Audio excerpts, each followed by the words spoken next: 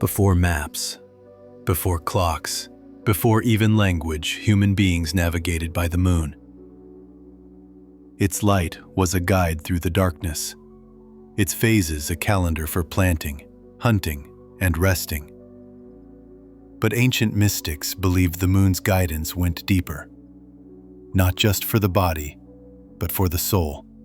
They taught that the moon in your birth chart isn't just a sign of personality, it's a memory, a record of where your soul feels most at home, and the emotional patterns you're here to heal. Modern psychology has a term for this: emotional conditioning. Carl Jung called it the personal unconscious, the layer of the psyche shaped by early experiences, but also influenced by something older, deeper. In astrology, the moon represents this inner world. Where your moon is placed, by sign and house, tells the story of what makes you feel safe and what threatens that safety. It's the part of you that reacts before you can think, the instinct, the reflex, the ancient survival program still running in your heart. If your moon is in Cancer, Scorpio, or Pisces, you carry emotional memories like water carries reflections. You feel before you think.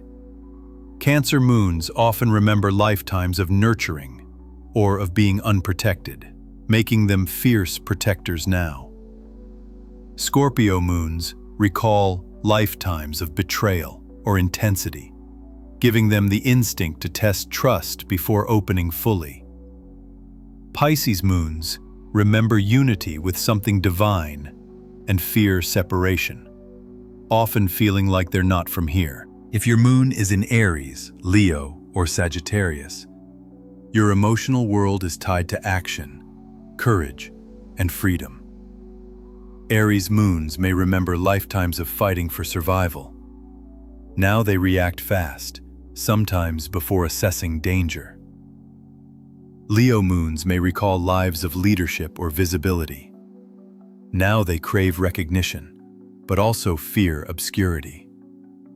Sagittarius moons remember journeys, physical or spiritual, and resist confinement in any form.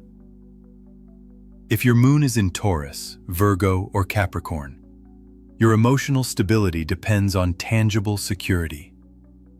Taurus moons remember lifetimes where loss was devastating. Now they hold tightly to what they have. Virgo moons recall lifetimes of service, healing, or atonement. Now they seek to make everything right, even at their own expense. Capricorn moons remember lifetimes of duty.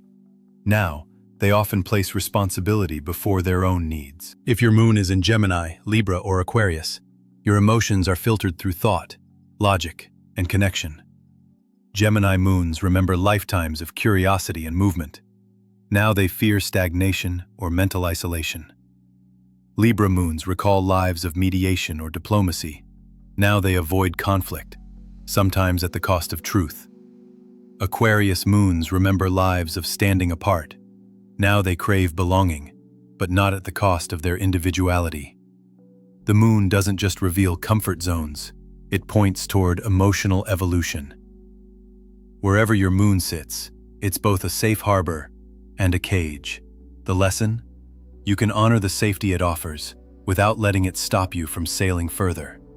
As Carl Jung wrote, "Until you make the unconscious conscious, it will direct your life and you will call it fate." So, look to your moon, not to predict your future, but to understand the patterns that built your past. Because when you know the tides you were born with, you stop being pulled by them, and you start steering your own ship.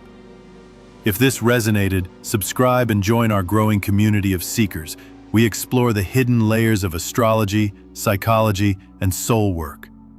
Comment below, what's your moon sign?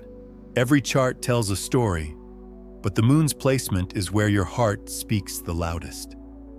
It's the part of you that existed before the world taught you who to be. When you understand it, you stop fighting your nature and start working with it. That's when the real transformation begins. Not by becoming someone else, but by becoming more of who you truly are. And here's the thing. Your moon sign doesn't just explain how you feel. It explains why you feel the way you do. It reveals the emotional memory you carry from the past, the instinct that rises before thought, and the subtle fears that keep you in familiar waters. Once you see them, you can choose differently. You can learn when to stay anchored, and when it's time to lift the anchor and sail. If you've ever felt like your emotions were both your greatest gift and your heaviest burden, that's the moon speaking.